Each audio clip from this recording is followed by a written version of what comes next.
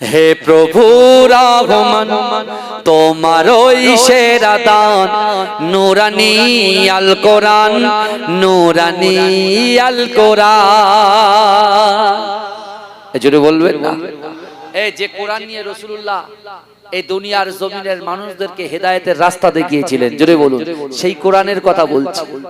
হে প্রভু রহমান তোমার ওই সেরা দান নূরানী আল কোরআন, নূরানী আল কোরআন, নূরানী আল কোরআন, নূরানী আল কোরআন।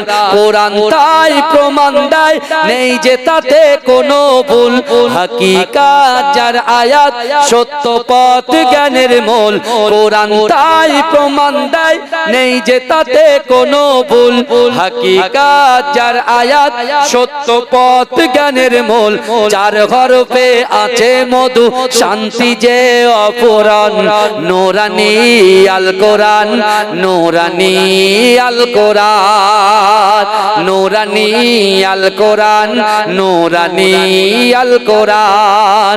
কোরআন জ্ঞানের আধার, আল্লাহ মহা জ্ঞানী, সত্য পথের দিশা দিলেন কোরআন খানি। কোরআন জ্ঞানের আধার, আল্লাহ মহা জ্ঞানী, সত্য পথের দিশা দিলেন কোরআন খানি। পাঠ করিলে মধুর বাণী পবিত্র হবে প্রাণ, নূরানী আল কোরআন, নূরানী আল কোরআন, নূরানী আল কোরআন, নূরানী আল কোরআন। হে প্রভু রহমান তোমার ওই সেরা দান নূরানী আল কোরআন, নূরানী আল কোরআন। সকল রোগের শেফা কোরআন পাকে পাওয়া যায়, এক হরফে 10টি নেকি আমল নামায় জমা হয়। সকল রোগের শেফা কোরআন পাকে পাওয়া যায়, এক হরফে 10টি নেকি আমল নামায় জমা হয়। কোরআন হলো ওই শিবানী, কোরআন হলো ওই শিবানী, মানব জীবন বিধান, নূরানী আল কোরআন, নূরানী আল কোরআন, নূরানী আল কোরআন, নূরানী আল কোরআন।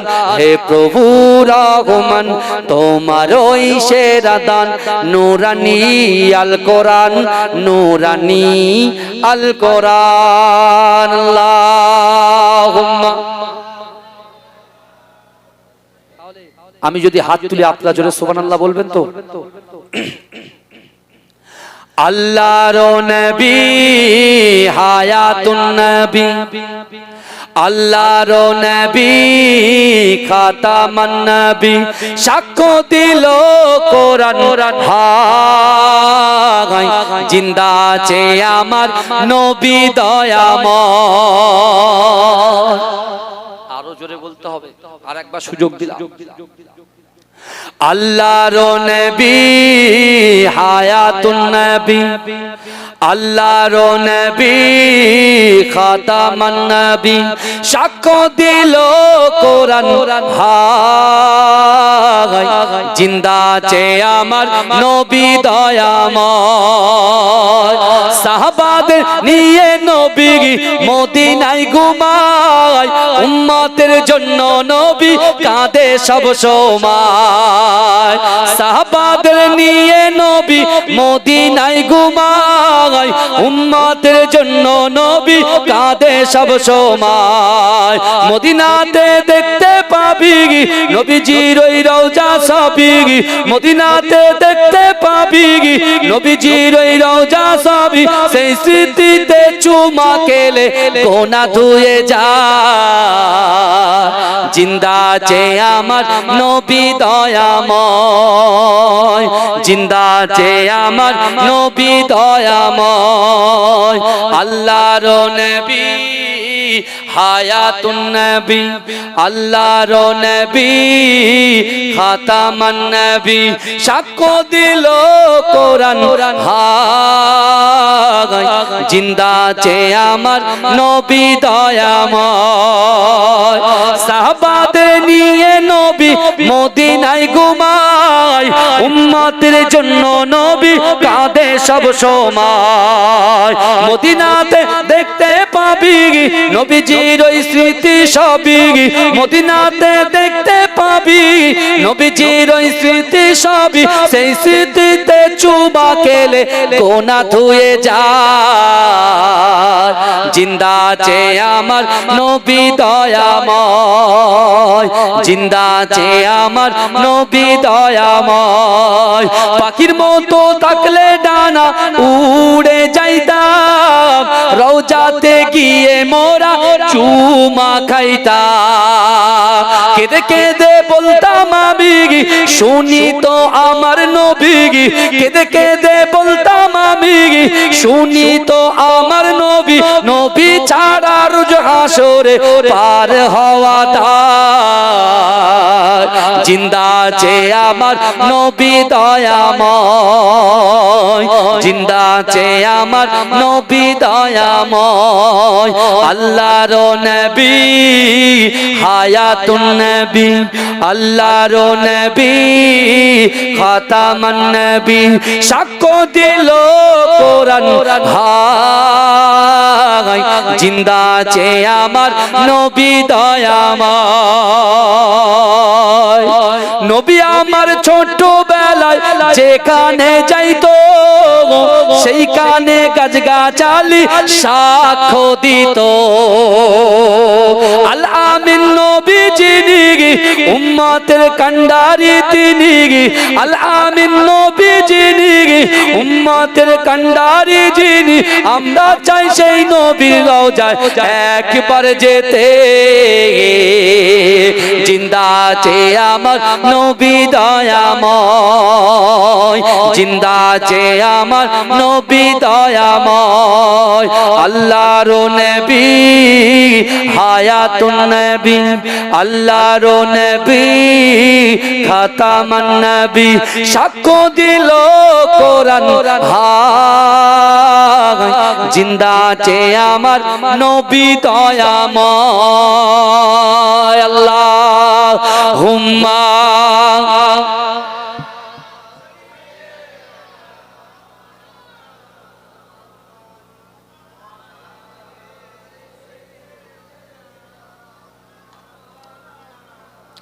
আমার সোনার ভাই বললেই পালাবে। একটু কাছের দিকে আসেন না, একটু চেপে চেপে আসেন।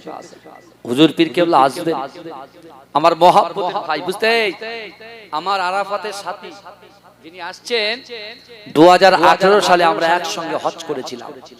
আমাদের সঙ্গে ছিলেন উলিল আমর, বিশেষ করে শাহ সুফি পীর আবু ইব্রাহিম সিদ্দিকী রহমাতুল্লাহ আলাইহি হুজুর, তিনি আমাদের সাথে ছিলেন।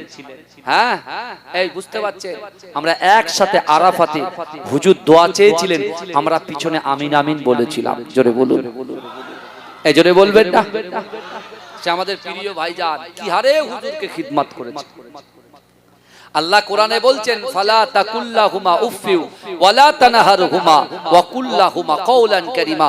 আল্লাহ বলছে, ও বান্দা, তোমাদের আচার আচরণে, তোমাদের ব্যবহারে তোমাদের পিতামাতা যেন উফ শব্দ না করে। সত্যিকারে নিজের আব্বাজান, আমাদের শাহ সুফি পীর সাওবান সিদ্দিকী ভাইজান হুজুরের আব্বাজান খুব অসুস্থ, জানেন তো আপনারা।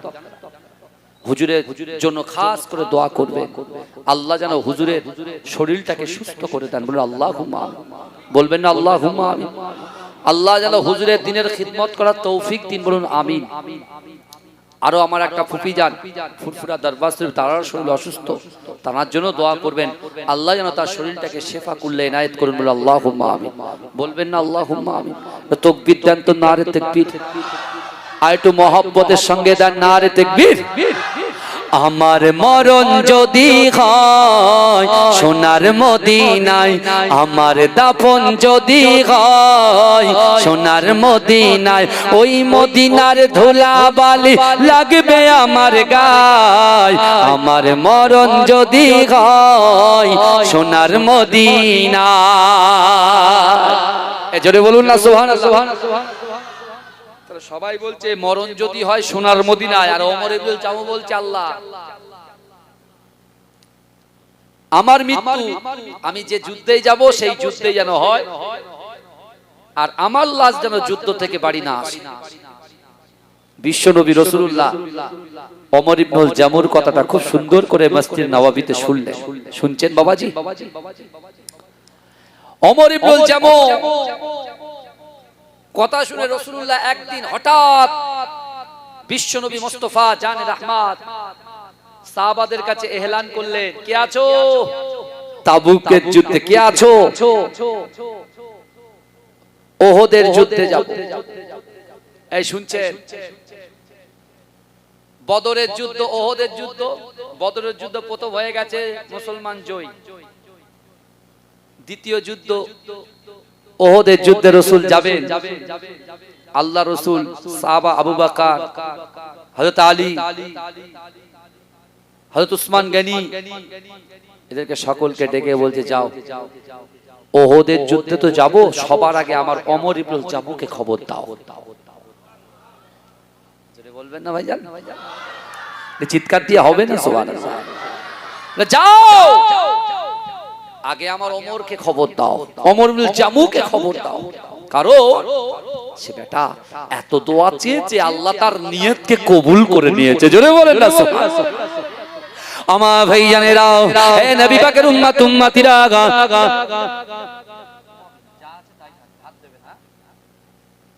ভালো করে বোঝেন। আল্লাহর রাসূলের কথা শুনে ওমর ইবনুল জামু কাছে চাচ্ছেন কে? হযরতে বেলাল হুজুর। আমার ভাইজানেরা, হে নবী পাকের উম্মত উম্মতিরা, হে নবী দেবানারা, বিশ্ব নবী রাসূলুল্লাহ সাল্লাল্লাহু আলাইহি ওয়াসাল্লামের মুহাব্বতি সাহাবা হযরতে বেলাল রাদিয়াল্লাহু তাআলা আনহু ছুটে ছুটে ছুটে ছুটে ওমর ইবনুল জামুর বাড়ির কাছে গিয়ে বলছে, ও আল্লাহর রাসূলের মুহাব্বতি সাহাবা ওমর ইবনুল জামু, তুমি খুশি হয়ে যাও, তুমি রাজি হয়ে যাও, তুমি প্রস্তুতি নিয়ে নাও। কারণ রাসূলুল্লাহ মসজিদে নববী শরীফে এলান করেছে, আমি রাসূলুল্লাহ আমার ওমর ইবনুল জামু আমাদের সঙ্গে ওহদের যুদ্ধে যাবে। এ যুবকেরা, এ নবী পাকের উম্মত উম্মতিরা, মসজিদে নববী শরীফ থেকে 3.5 কিলোমিটার দূরে তার বাড়ি। এ যুবকেরা, এ নবী পাকের উম্মত উম্মতিরা, আল্লাহ রাসূলের এই সুসংবাদ শুনে ওমর ইবনুল জামু নিজের কার বাড়ির দিকে তাকালেন না। ওই অবস্থায় যা কিছু করেছিল তার 2 জন পুত্র সহ ওমর ইবনুল জামু দৌড়াতে শুরু করলেন, মসজিদে নববী শরীফের দিকে দৌড়াতে শুরু করলেন। ও যুবকেরা, ওমর ইবনুল জামুর দৌড়ানি দেখে ওমর ইবনুল জামুর 2 জন পুত্র তারাও রাসূলুল্লাহর কাছে হাজির হয়ে হাউ হাউ করে কাঁদতে কাঁদতে আল্লাহ রাসূলকে বললেন, ইয়া রাসূলুল্লাহ, হাবিবাল্লাহ, আপনি যদি আমার আব্বা জানকে পারমিশন দেন তাহলে আমাদের 2 ভাইকে ওই ওহদের যুদ্ধে অংশগ্রহণ করার পারমিশন দিতে হবে। জোরে বলুন না। এ কেমন দেখে বাপের পিছন পিছন ছেলে ছুটছে। হ্যাঁ, ছেলে একবারও বলে না বাপ নামাজ পড়ছে আমি একটু নামাজ পড়ি, মা কোরআন পড়ছে মেয়ে বলেন একটু কোরআন পড়ি। কিন্তু ওমর ইবনুল জামু মসজিদে নববীতে রাসূলুল্লাহর কাছে ছুটছে, ছেলেরাও বাপের ফলো করে ছুটছে। এসে দেখছে আল্লাহ রাসূল বলছে, ওমর ইবনুল জামু চলো রেডি হও, আমি রাসূলুল্লাহর সঙ্গে যুদ্ধে যেতে হবে।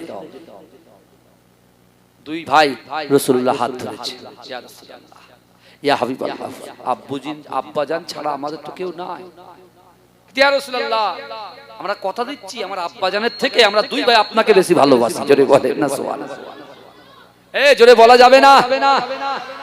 আমার সোনার ভাইরা, আল্লাহ আমাদেরকে সৃষ্টি করেছে, সূরা 3টা খোলেন, সূরা 3।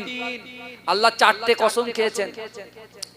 এ সূরা 3-এর ভিতরে 4টে কসম খেয়েছেন। ওয়াত্তিন, আল্লাহ ডুমুর গাছের কসম খেয়েছেন, ডুমুর ফলের কসম খেয়েছেন। ওয়াজাইতুন, জাইতুন তেলের কসম খেয়েছেন।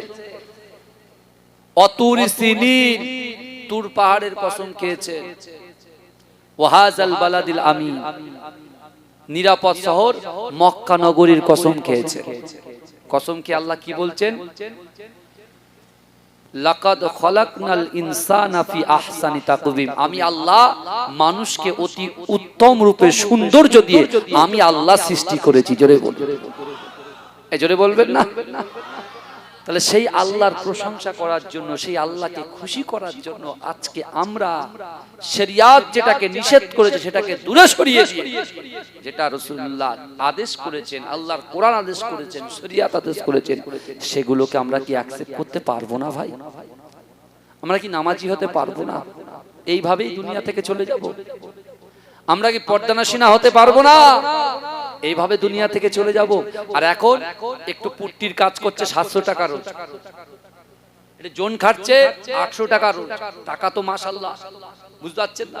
সব ছেলের কাছে আছে, বুঝতে পারছেন? মাচায় বসে বলছে বন্ধু চল বাগানে ঢুকি। তুমি যে বাগানে যাচ্ছ কার ক্ষতি হচ্ছে ভাই? কার ক্ষতি হচ্ছে? আমার সোনারা বলো, কার ক্ষতি হচ্ছে? তোমার নিজের ক্ষতি হচ্ছে। তুমি কি জানো আল্লাহ রাসূল নিজে বলেছে ইন্না হাযিহিল কুলুবা, নিশ্চয়ই কলবের মধ্যে মরিচা পড়ে, ময়লা পড়ে। এই কলবের ভিতরে যেখানে আমরা জিকির করি আল্লাহ আল্লাহ বলে না, কলবে ধাক্কা দাও আল্লাহ আল্লাহ বলে জিকির করি, এই জায়গাটা মানুষের বাম পাজরের 2 থেকে 3 আঙ্গুলের নিচে কলবের মাকাম। আর রাসূল বলছেন নিশ্চয়ই কলবের মধ্যে মরিচা পড়ে।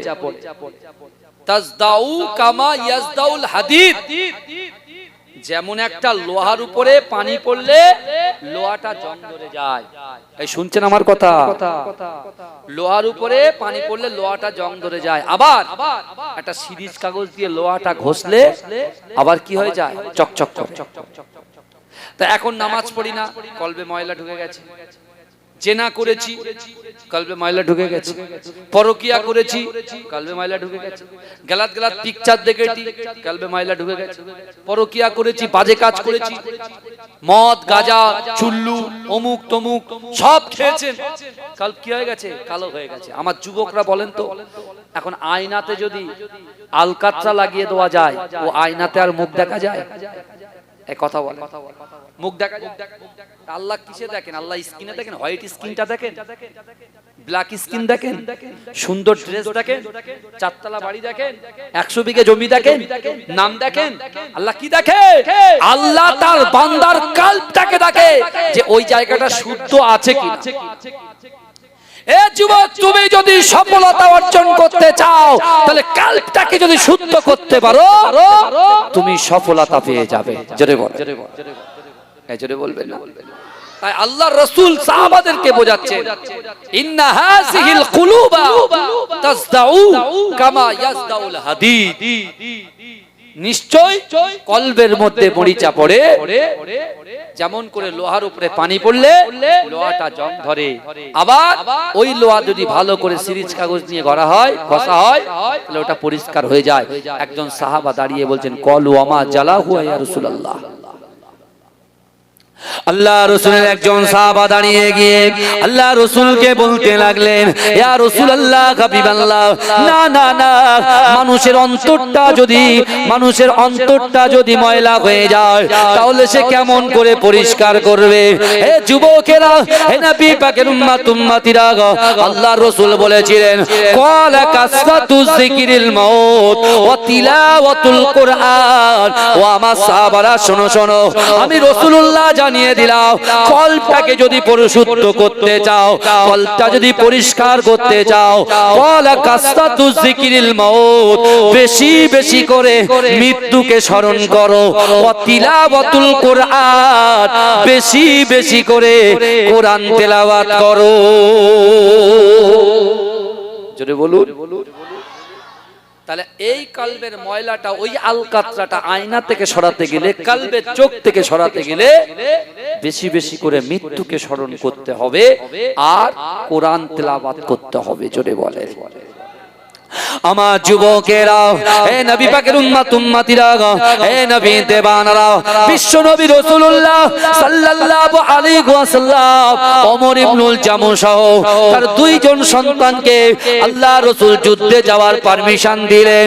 কিন্তু যুবকেরা, একটা টাইমে ওদের যুদ্ধ যখন শুরু হয়ে যায়, বিশ্ব নবী রাসূলুল্লাহ সাল্লাল্লাহু আলাইহি ওয়াসাল্লাম ওমর ইবনুল জামুকে বলেছিল, বাবা ওমর ইবনুল জামু, তুমি এই জায়গায় দাঁড়িয়ে থাকবে, তুমি ওই জায়গা অন্য জায়গায় যাবে না, এই জায়গা ছেড়ে অন্য জায়গায় যাবে না।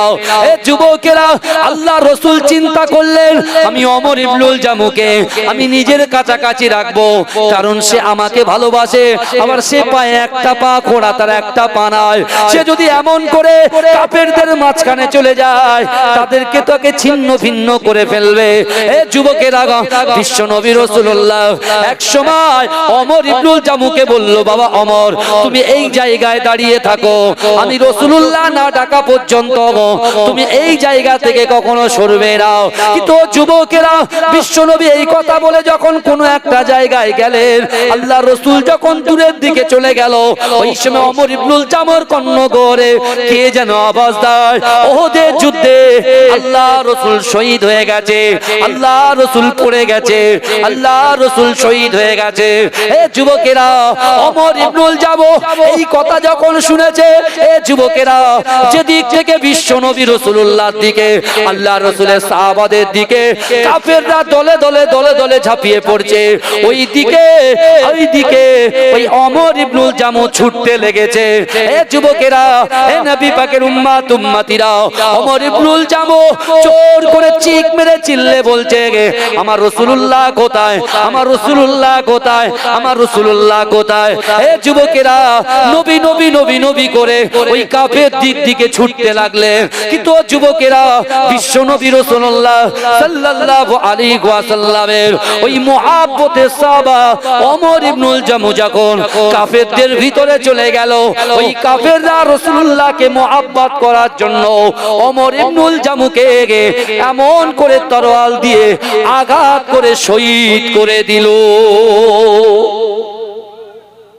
এ যুবকেরা, ভালো করে বোঝার চেষ্টা করে,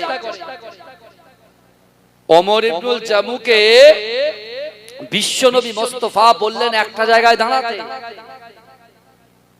আর রাসূল চলে গেলেন সাহাবাদের কাছে। ওমর ইবনুল জামুকে একটা সেফ জোনে রেখেছেন, সেফ জোনে।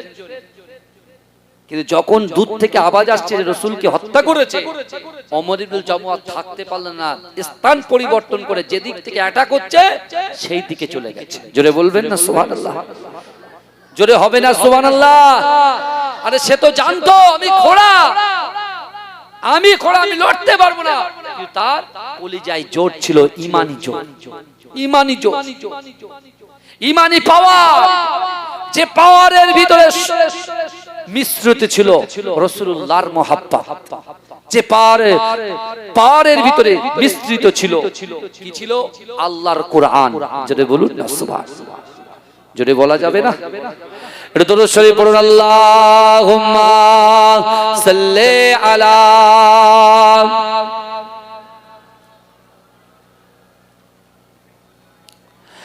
হে প্রভু রহমান, তোমার ওই সেরা দান, নূরানী আল কোরআন, নূরানী আল কোরআন।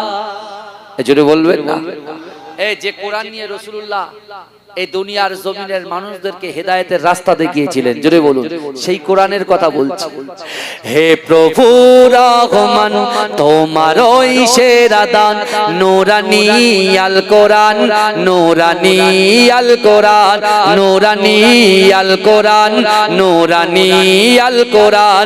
কোরআন তাই প্রমাণ দেয় নেই যে তাতে কোনো ভুল, হাকিকাত যার আয়াত, সত্য পথ জ্ঞানের মূল। কোরআন তাই প্রমাণ দেয় নেই যে তাতে কোনো ভুল, হাকিকাত যার আয়াত, সত্য পথ জ্ঞানের মূল। চার হরফে আছে মধু, শান্তি যে অপূরণ, নূরানী আল কোরআন, নূরানী আল কোরআন। নূরানি আল কোরআন, নূরানি আল কোরআন। কোরআন জ্ঞানের আধার, আল্লাহ মহা জ্ঞানী, সত্য পথের দিশা দিলেন কোরআন খানি। কোরআন জ্ঞানের আধার, আল্লাহ মহা জ্ঞানী, সত্য পথের দিশা দিলেন কোরআন খানি। পাঠ করিলে মধুর বাণী, পবিত্র হবে প্রাণ। নূরানি আল কোরআন, নূরানি আল কোরআন, নূরানি আল কোরআন, নূরানি আল কোরআন। হে প্রভু রহমান, তোমার ওই সেরা দান। নূরানি আল কোরআন, নূরানি আল কোরআন। সকল রোগের শেফা কোরআন পাকে পাওয়া যায়। এক হরফে 10টি নেকি আমল নামায় জমা হয়। সকল রোগের শেফা কোরআন পাকে পাওয়া যায়। এক হরফে 10টি নেকি আমল নামায় জমা হয়। কোরআন হলো ওই শিবানী, কোরআন হলো ওই শিবানী, মানব জীবন বিধান। নূরানি আল কোরআন, নূরানি আল কোরআন, নূরানি আল কোরআন, নূরানি আল কোরআন। হে প্রভু রহমান, তোমার ওই সেরা দান। নূরানি আল কোরআন, নূরানি আল কোরআন। আল্লাহুম্মা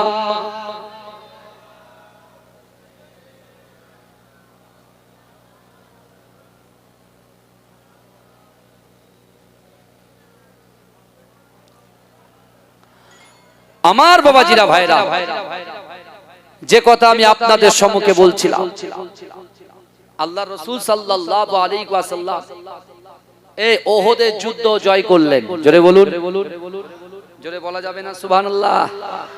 চিৎকার দিয়ে বলা যাবে না সুবহানাল্লাহ? নারে দেখবে, নারে দেখবে।